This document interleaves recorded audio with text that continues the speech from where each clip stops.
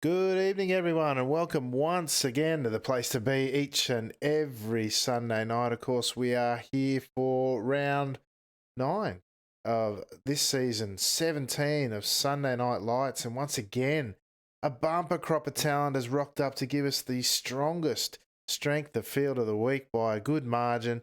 And the action tonight will be fast and furious here at the New Hampshire Oval. Quite a challenging track and plenty to look forward to here. I'm your host, Alex McKellar, and joining me once again tonight is the chaotic one himself, Corey Steinhauser. Corey, welcome back to the booth, mate. Massive night of racing here tonight. Yes, indeed, Alex. I'm glad to be back after I had my week hiatus last week. We've gathered 16 of the best Skippy drivers that we could find in a Craigslist ad, and we brought them out here to New Hampshire. And I'm sure we're going to be on for some very interesting racing here at a very hard to pass track, Alex. Yeah, it is tough to pass around here, very challenging, not atypical of US Tracks course with the changing elevations, but this is quite a unique track in so much as it is a roval combination. It's the road layout of an oval circuit in the US, but unlike all the others, there's no infield section to make up the road parts of it. It spills outside the circumference of the oval, and the drivers go up and down, uphill and down dale on the outside of the circuit before rejoining the oval at some point. So, look, it's a unique circuit and one that no doubt the guys out there on track tonight will be looking forward to having a crack at, Corey. Yes, indeed, Alex. And as you said, this is even amongst the roval tracks in America, one of the more unique ones. It's also one that's very storied in history, with there previously have been many races ran here in the far distant past. But we're here to write a new chapter in history. We've got a bumper crop of 47.15 in the soft. So it'd be very interesting to see what these drivers can manage to do around here as we get ready for qualifying. Yeah, absolutely, mate. Jose Soria sitting on top of the pops at the moment won the warm-up race, which was another bumper crop, about 4,500 plus in that warm-up race just before this. And look, he's a young up-and-comer, and he's looking to leave his mark on the race and the series. So good luck to him. He got a bit of pace around here. Be fascinating to see how he shapes up in the strongest field of the week, Corey. It'll be very interesting to see indeed, Alex, as I'm actually currently experiencing some technical difficulties, so I'm going to need you to take over from here, mate. Yeah, no stress, mate. The guys going around on their second laps. Of course, the laps around here around sub 1 minute 10. Vascalampi sitting on top with a 108.9. Fantastic in quality to hit in the 108s, particularly given the track temp here, just a tick under the 50-degree mark. That's a scorching track and a scorching time from last season's official season winner. Soria now just pipping him with a 9.44. I tell you what, he's, what's that, about 5/100ths he's grabbed the pole with. That's outstanding. You see Sasha Gourlay now coming around. Let's see if we can't pick him up on the closing stages of his second quality laps. Comes through the S's now through 11 and 12. Wraps it round here. This twisty section as he returns onto the oval. What's he going to do as he crosses the line here? Can he beat our pole sitter's time? He's done an 8.946, 1/1000ths of a second, Corey. I don't know if you're over your troubles, mate, but Gourlay, 2/1000ths of a second off pole there, mate. That is absolutely incredible to hear, Alex. I'm just loading back into the session now, but that gap is absolutely minuscule. The only time that we see stuff like that is when we have three wide finishes, like last season at what was it, Barber Motorsport Park. Yeah, absolutely. Oh, what's Mr. Snell doing? Bent wing, blown engine, crosses the line with a 124. Oh, this guy's up and down run with qualifying is something to behold. And yes, we will have to fix one of our overlays just momentarily. Is the guys now cooling down after the qualifying session? Oh no, we're going to have to go straight to the grid. Oh my goodness, this is going to challenge us, isn't it? All right, because we're missing one of our names, I think. Anyway, let's go through them. Jose Soria, as we said, one to watch, representing Pistons Sim Racing Team tonight with a 108.9. Fantastic time there. Sasha Gourlay in P2 for Simitok Esports, similarly with a 108.9. Just 2 1,000ths off the pole. Team of Vasca Lampi, the first of the Flying Finns, the third one with a 108.9. You can see how tight it is at this place. Sammy J. Toikala, the second of the Flying Finns in P4, representing Team Milo, of course. Julian O'Fray had a tragic start to the warm-up race, starting in P5 for this one. Let's hope he has better luck. Toshimasa Hanada, great qualifying as he has been known to do here in P6. P7 went to Anthony Catt from UKNI. P8 to Cristobal Otero Roman, representing Across Simart Competition and the leading Iberian driver here tonight. I beg your pardon. Jose is on pole. Christian Ortega, very strong driver from Iberian P9. Christian Gabanka up early once again from the US for Breaking Bad Motorsports in P10. P11, Lee Anderson from UKNI. P12, Simon Edwards, the car number 1 here tonight, starting from P12. Oscar Chinchilla Maza from Across Simart Competition in P13 from Iberia, of course. David Stefanini in P14, returning to the series. Håkon Grebstad for Team Ovaltine in P15 and P16. Without setting a time, Team Milo's own Ben Snell, as we said, strength of field 4,700 and track temp 47 as well as the green light, and we are underway as the guys up front try to get it sorted for the oval section here tonight. Corey, 3 wide, 2 wide they're going now through the oval for the first time round. What do you make of this, Corey? The rear of these cars, look at that. It looks almost an optical illusion there to make it 4 wide, but the guys stream down to one of the best passing opportunities. Oh, there's one off in the background, Corey. It hasn't even got it past the second quarter. This part of the track here, of course, notorious for rear endings in the first lap. Everybody getting through, but it was Christian Gabanka left stricken at the rear of the track, mate.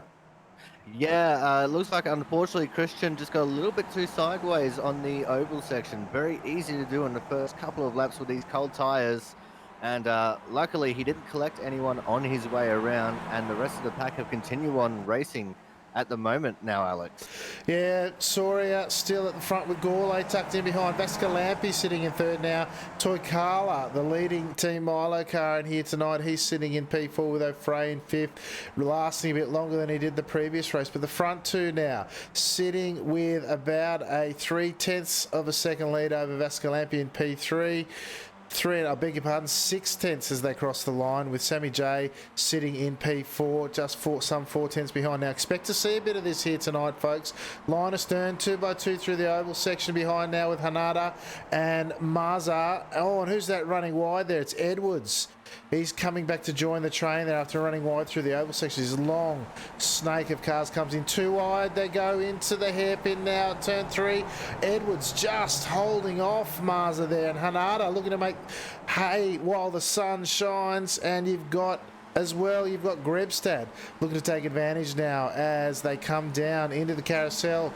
Again, what US track would you know of, Corey, that doesn't have a carousel? This ain't one of them, because it's got one. Yeah, there's only a very small select tracks that don't have a carousel. I think that Laguna Seca is actually one of them, as these drivers are absolutely pushing the limits right now of their machinery, trying to get whatever advantage they can. This track is effectively the Monaco of Rovals, with it only being a 1 minute and 9 second lap time generally around here. But these guys will be looking at getting into the mid to low 8s, possibly even into the high 7s if they think they could manage it, Alex.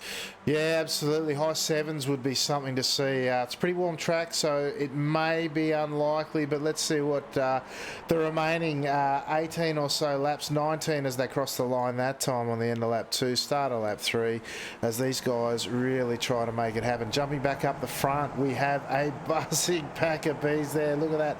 They're about 6 deep there for the front, and it's very difficult to pass around here. You see O'Fray taking a defensive line almost, or at least showing the nose to Toikala in front there in P's 4 and 5 respectively. But it's Gourlay now getting it done up front. He's got past Soria. We missed that, unfortunately, guys, as we're watching deeper in the pack. But these guys now showing that a passing is Passing is possible here as they come back onto the oval section now through turn 10. Very challenging right-hander there. Back through the S's now as this front pack of, I beg your pardon, 6 cars, yes it is, as they come across the line on tail end lap 3, Corey. Yeah, and the fact that there was a pass made shows that there is definitely some passing zones here, Alex, but you've got to really work hard to try and get those passes done. As we see Sawyer now closing in right on the back of Gourlay, maybe trying to get a move into this hard braking zone for the right-hander as they head out of the oval. And as you can see, Sawyer has gone onto the left side of Gourlay, trying to tempt him into making a mistake, but it's not going to work. Gourlay holds tough on the inside of the corner, and it looks like Sawyer is now under pressure from Vascalampi, which is one of the risks of trying to make a move like that, Alex. Yeah, absolutely. Vascalampi lifting there, thinking discretion was a better part of valor, no doubt. It is possible, and we were talking about this before the mics went hot. Going around the outside of the hairpin at turn 3 can set you up for the run into the carousel on the inside, providing you get the drive out.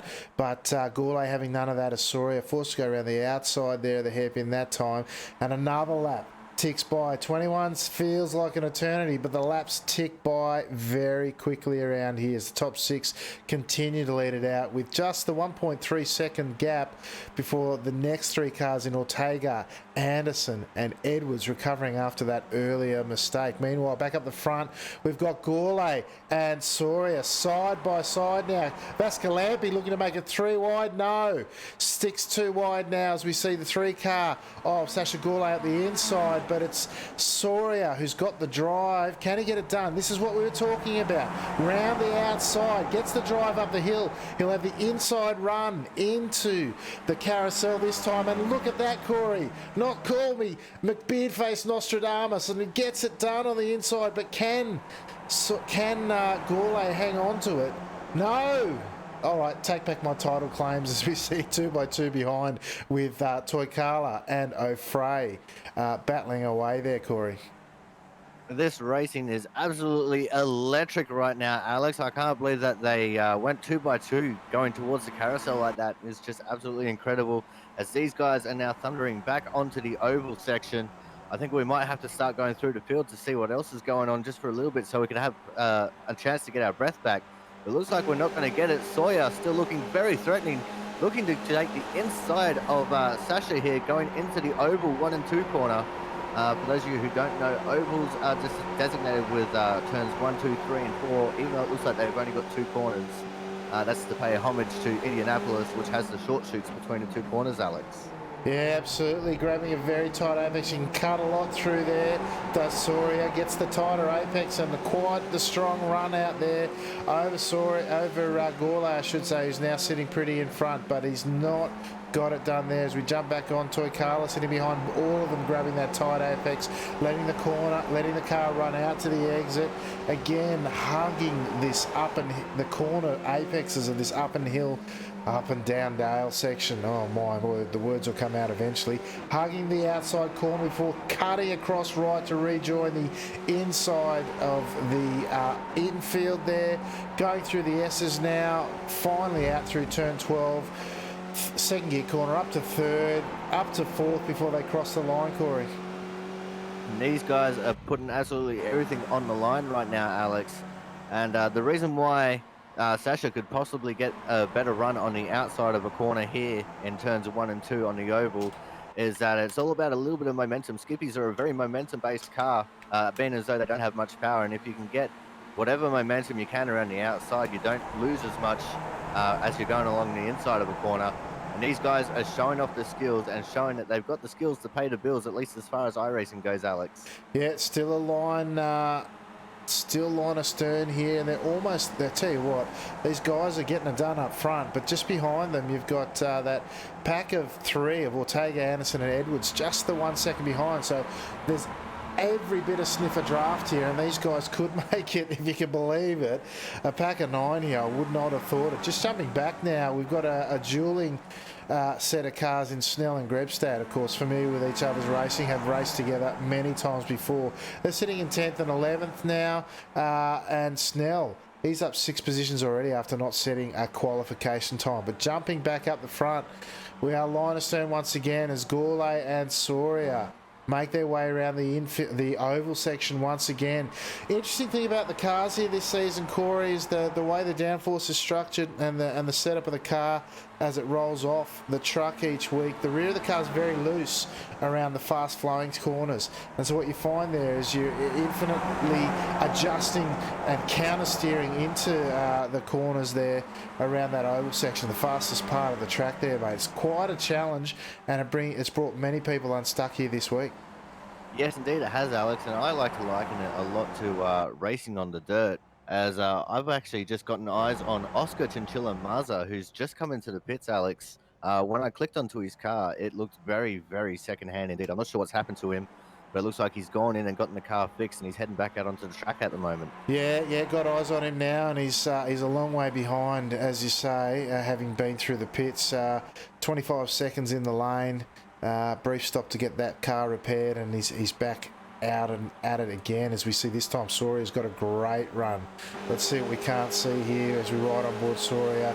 The outside now is left to Gourlay to defend. It's funny that the outside line here is often the fastest around this track, and then you see these guys give themselves the tight inside line there to defend into the hairpin. But can we get it right this time? Can Soria? Hasn't quite got the drive this time that he had the previous attempt when I went off early and calling that he'd get it done. And he has to tuck back in behind as we see Vascalampi and Toykala now trading positions potentially as they go through the carousel on the early stages of lap 9 now, about halfway through and almost halfway through the race, Corey. And these guys are just absolutely pouring on the pressure on each other at the moment, Alex. It's very hard to, it must be very difficult being the front car in all these situations. I mean, even though you know it's going to be very hard for someone to pass you, but you're going to have to constantly be looking in your mirror to see whether there is someone trying to get up on your inside or outside, so you can make sure you can leave the room for them. But sometimes that can psych you out a little bit, and you can just start making little bits of mistakes here and there, as we see.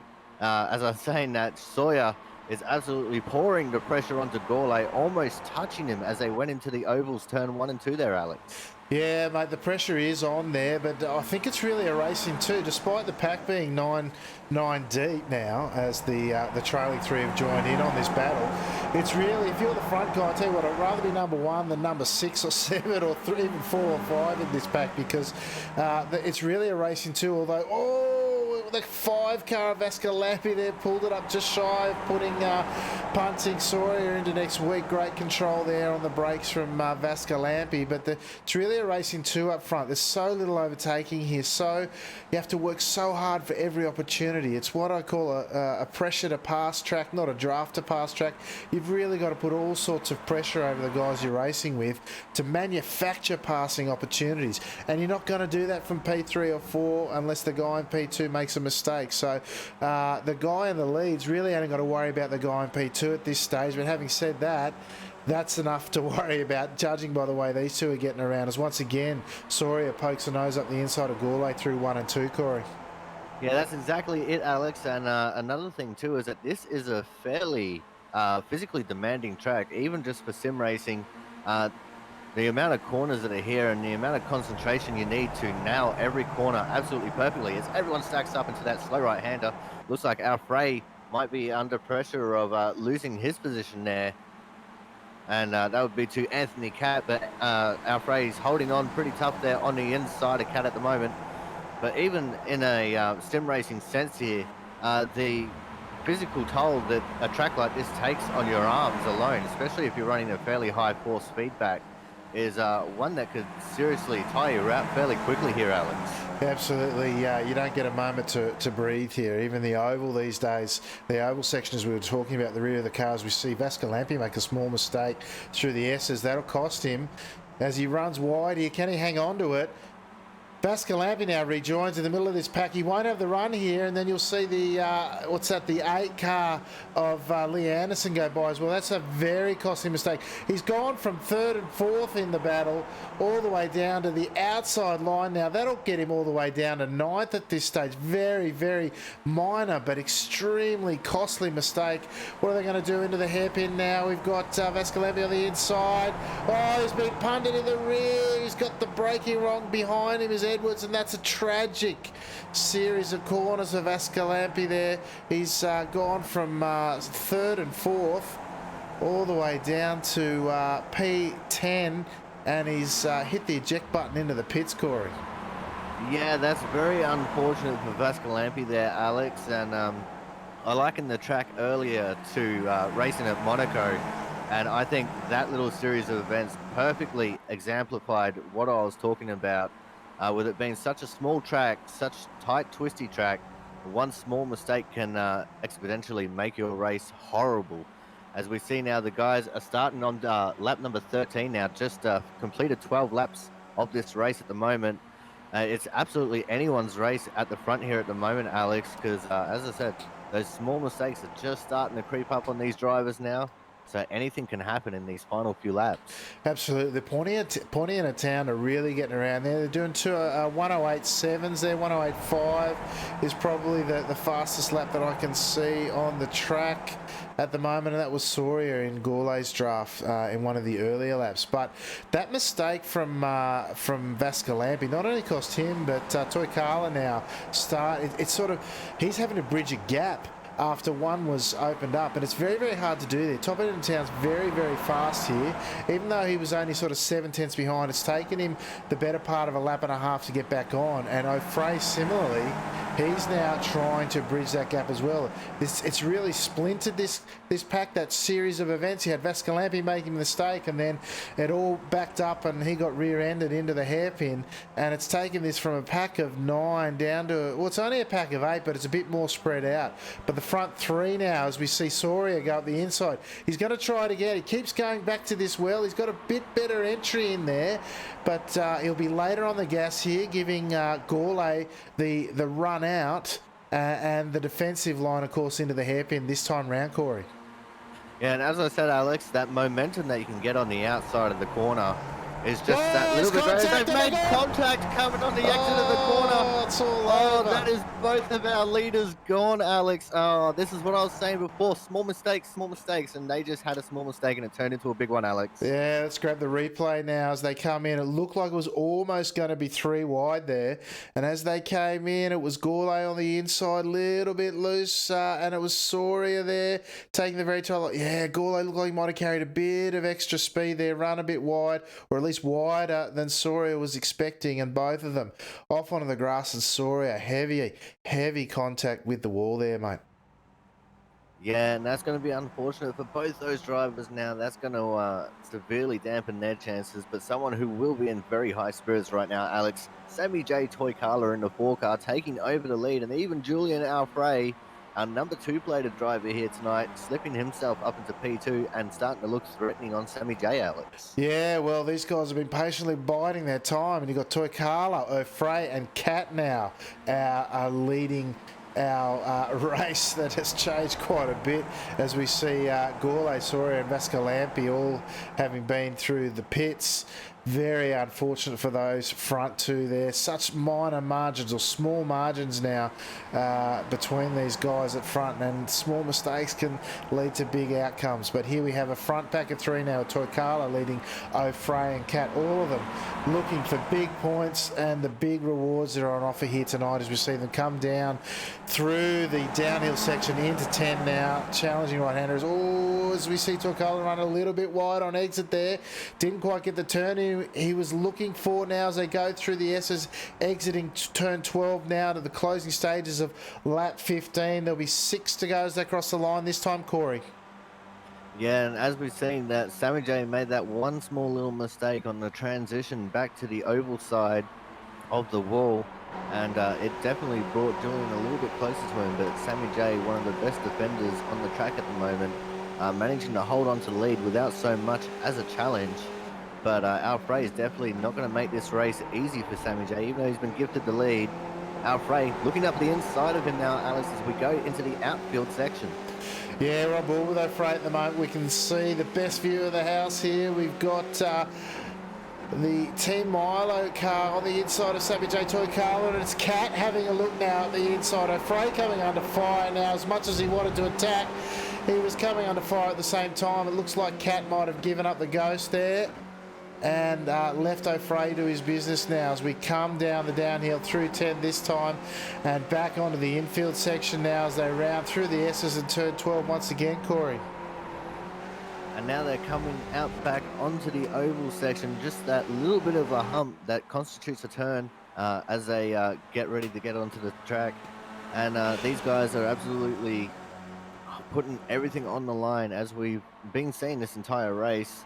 I'm going to start looking back through the field here a little bit. It looks like Ben Snell has been passed by Hawkon some point in the race and is actually in a little bit of a world of his own, but he's got two cars behind him there, being David Stefafani and Cristobal Alterio Roman. Just a little bit behind him at the moment, Alex, but they could start maybe coming up to pressure him somewhat soon.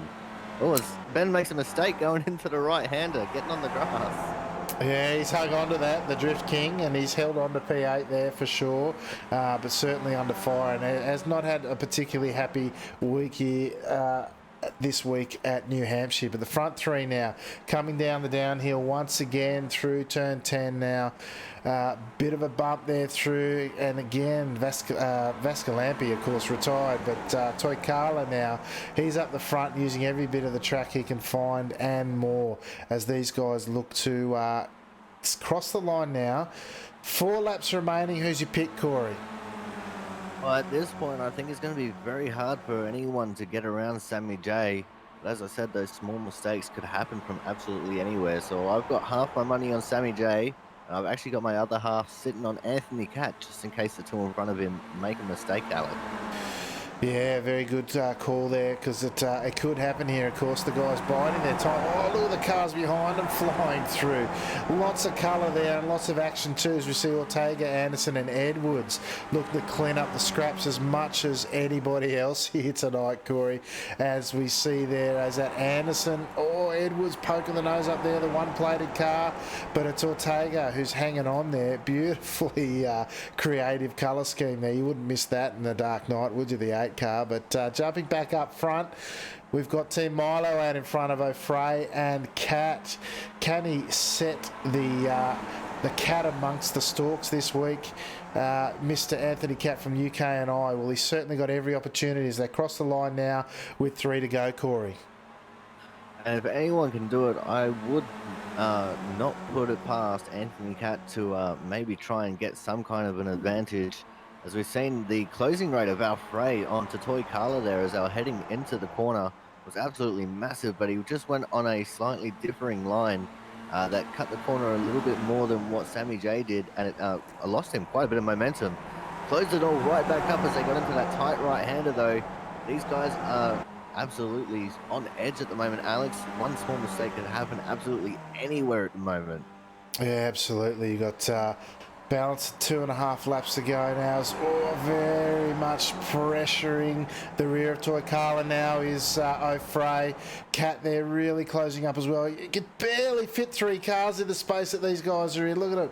The gaps are tiny. The margins are even smaller.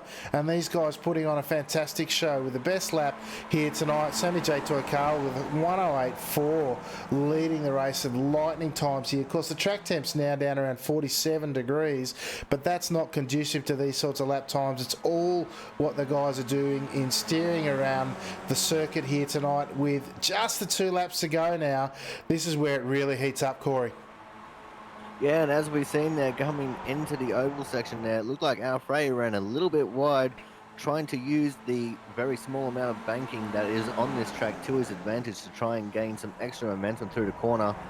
Doesn't look like it quite worked in his favour though, but these guys are going to be doing absolutely anything that they can to try and generate some extra lap time here, Alex. Absolutely, so tough to get it done here by way of overtaking manoeuvres. We see Toikala now through the carousel on the penultimate lap. He's got the drive out. He's not under threat here at all. Look, you can poke your nose at any number of places here. I've seen 2x2 around this track nearly the whole way around, done successfully and unsuccessfully at times here this week. But these guys are running nose to tail.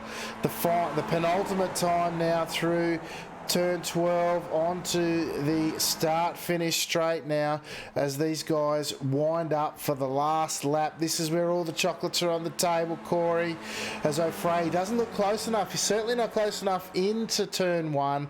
Rolling through now, the rear of the car, looking to let go there. He takes a tighter line. That's not what we want to do here, is it, Corey? Because it compromises your exit speed, and he's just not close enough. Cat similarly sprays wide out of the corner, and it looks like it's Sammy J's to lose from here, Corey. Yeah, it's absolutely crazy at the moment, Alex, and these small little mistakes preventing Alfred from even attempting to make a move. But this is where desperation might start to set in as we see Cat trying to look on the inside of Alfred going through the left-hander there. It's going to be very close no matter what happens for the rest of this race, as the guys behind these guys actually look like they're in for quite a bit of a battle as well, Alex. Yeah, we'll stick with the leaders for the minute as Cat was putting all sorts of pressure on to O'Fray, and that's allowed Toikala now to run away with it. When I say run away with it, he's only 4/10 ahead, but that'll be all she wrote, folks, as he comes through onto the finish straight now. It's Toikala from O'Fray and Cat rounding it out with now Ortega, Edwards and Anderson crossing the line to round out Edwards, I should say, and Anderson rounding out your top 6. Quite a dramatic finish to this race. Snell crossing the line now in P8. Stefanini 9th. Roman Kabanka, after that early moment, fighting his way back inside the Sunday Night Lights point scoring positions in P11. Oscar Chinchilla Maza, the last guy running around now on the lead lap at least. He's some 46 seconds odd behind, but he's coming out to finish his race now.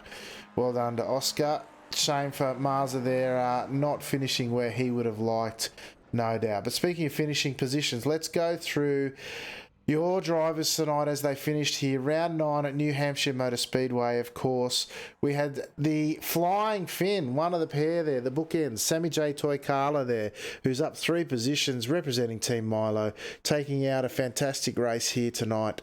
P2 went to Julian O'Fray, who along with Anthony Cat round out your podium, and a great battle was had between the front 3. And Cat putting such pressure on O'Fray just to try to get that second step on the podium, cost either of them a shot at the title, but that's what it takes towards the end of the race if you want to advance. Christian Ortega now sitting in, if I better get rid of that. Christian Ortega there sitting in P4, the leading Iberian driver here tonight. Simon Edwards from UK&I sitting in P5 and rounding out that list. P6 tonight went to his compatriot in Lee Anderson. The Ortega-Edwards-Anderson battle, no doubt equaling that of the leaders. Håkon Grebstad for Team Ovaltine, up 8 positions from where he started in P7. Ben Snell, similarly, for Team Milo, up 8 positions to finish in P8. David Stefanini in P9 tonight. And what is I think his second race this season for us. P10 tonight went to Cristobal Otero Roman from across Simart Competition. Quite the focal point and the cornerstone of the Iberian racing community's surge of late is Cristobal. P11 tonight went to Christian Kabanka there for Breaking Bad Motorsports, up early once again, joining us for our weekly event. P12, the last of the Sunday Night Lights points scoring positions, went to Toshimasa Hanada, who has qualified remarkably well this season, but he struggled to get a result here tonight, down 6 positions. Oops, wrong one there. Hang on. Let me hide that. Next. And I'll get rid of that one as well. My goodness, the buttons are flying thick and fast.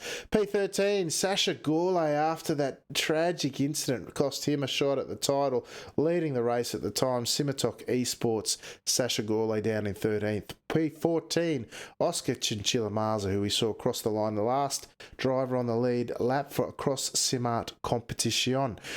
P15, the other one of our front two drivers to go out in that tragic accident, Jose I. Soria from Pistons Sim Racing Team.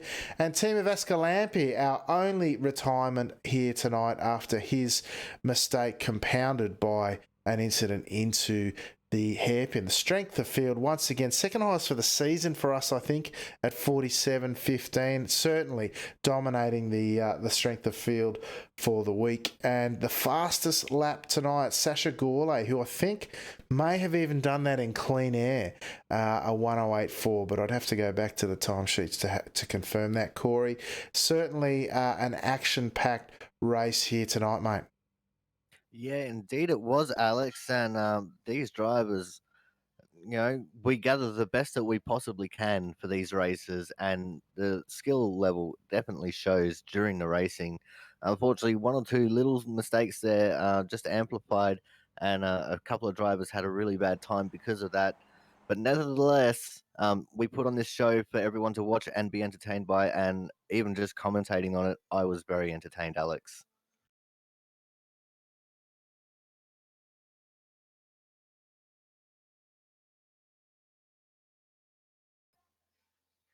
Alex? Sorry, mate. I had muted my microphone. The cough button lasted a bit too long there. Certainly was a great race by the guys. We've got a couple of guys waiting in the green room. We'll bring up the first one here, Mr. Håkon Grebstad. Håkon, you managed to charge your way through the field a bit here tonight, mate. Tell us, what was it like from the cockpit? Well, it was pretty, ordinary for me. It was obviously it's good to finish 7th from 15th, but I didn't pass a lot of cars. There was just a lot of death around me. Yeah, mate, tough to get the passing done here, of course, but certainly P7 here tonight, not a result to sneeze at. A lot of points and I rating on offer, and as much as this track's a lot of line of stuff, it certainly challenges you out there, mate. For sure. I only picked this track up today, so I haven't had much practice. Well, there you go. That's a very good result, all things considered, mate. And we're just looking at you have a move up the inside there of the 9 car of Oscar Chinchilla-Maza there into the hairpin, showing the nose, but again showing how tough it is to get by around here, mate. But certainly a good result in the strongest field of the week once again, mate. Hopefully we'll see you back here again next week. But until then, anyone you'd like to give a shout out to? Well, I just got to thank you guys as always for putting on the broadcast and making this what it is. Awesome. Thanks, Håkon, mate. And we look forward to seeing you on track and in the booth in the coming weeks. Sounds like a plan. There you go, Corey Håkon Grebstad. Not too happy with the result, but I tell you what, only having bought the track here today, look, it's a short track, but it's quite technical and tough to keep it on there, as we saw some of the best guys fall amongst the wayside. So he should be pretty pleased with his effort, I would have thought. I think secretly he really is. Håkon, as you and me both know, is a fairly reserved driver, and considering he's only bought the track today, that just goes to speak to the skill that he's got. That he was able to go from 15th and finish in 7th. That's just really awesome, and I'm glad to see Håkon make moves like that and gain that many positions, Alex. Yeah, well, he's a 16-plated car here, so only just snuck in as well, because we only had 16 cars. I tell you what, that's not something we've seen every day, where Mr. Grebstad was the last car in the field. But that's what it takes to get here on a Sunday night. Now, next up, we have, of course, Team Milo's own Ben Snell. Ben, quali didn't go as well as it did last week, but you managed to fight your way back to a good result.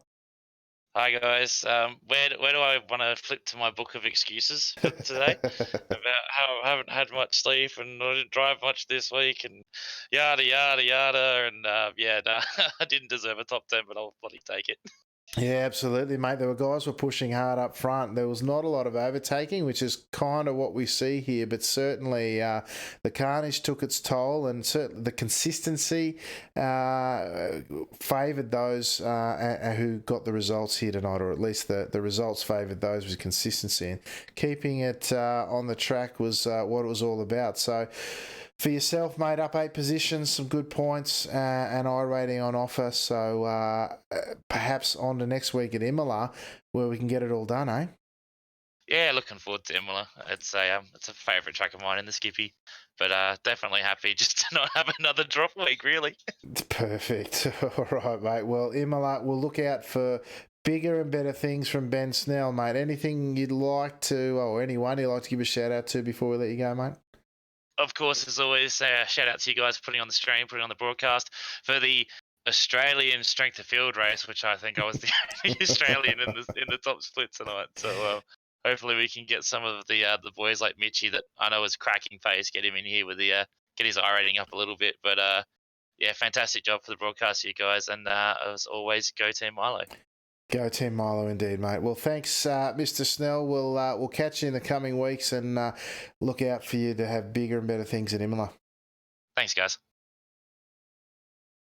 There you go, Corey, Ben Snell, Team Milo and ANZ's own, and we heard from Mitchell McLeod, who Ben was mentioning there. He was in the second split and unfortunately had an early exit as well. He's had some great results this season, as has Ben. But of course, you can check them both out on Twitch as well during the week. Ben's Twitch channel is Snellavision, and Talk Inc. is Mr. McLeod. So great couple of ANZ drivers and ones to watch there, Corey. Yeah, exactly, Alex. And it's a bit of a surprise not seeing Mitch McLeod in the top split. But I got to give big props here to Ben. He's been on an absolute bender lately. Just in the past couple of days, he had a drift competition at the wee early hours of this morning, and then he went to a real life drift competition today as well.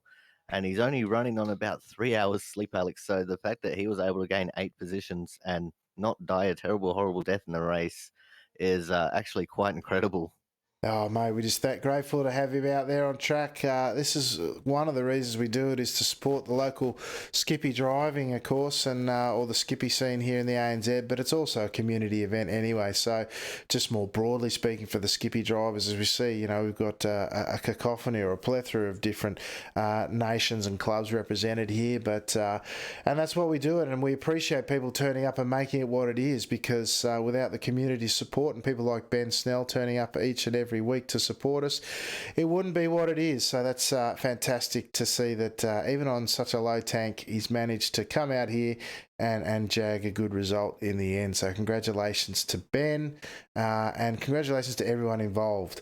Now, that might do us for tonight, Corey, as I just jump back. Oh, that's going to annoy me, isn't it? Hang on. No, I don't want the replay. I want the live one. There we go. That'll do us for tonight, folks. Of course, we'll be back next week. All the places you can find us are on your screen. And speaking of streaming, Corey's Twitch channel down there at the bottom there, mate. Tell us what you're getting up to this week. I don't actually have too terribly much planned for this week, to be honest, Alex. I might be looking at getting a little bit dirty in the dirt oval side of things, doing a bit of sprint car racing, with it being Knoxville Nationals week. But if you guys want to come and check me out, you can find me at twitch.tv/Corey Has No Life 13. But we will throw up a explicit content warning. I do say some very, very adult stuff that we can't repeat on a PG program like this broadcast. So yeah, if you want to come check me out, there's a link, and yeah, we have a bit of fun and we have a bit of a laugh. Absolutely, mate. All the places you can find the rest of the Top Split activities are on your screen at the moment. The YouTube is where we put the race replays. The Discord's where we do the race interviews and broadcasts from. The podcast where we talk about all things Skippy, Sunday Night Lights and racing in general. Some great past interviews there with the likes of Matt Malone, Tyson Meyer, Marcus Ambrose. We've had a whole bunch of people on there. The latest one, of course, dealing with Donut Gate.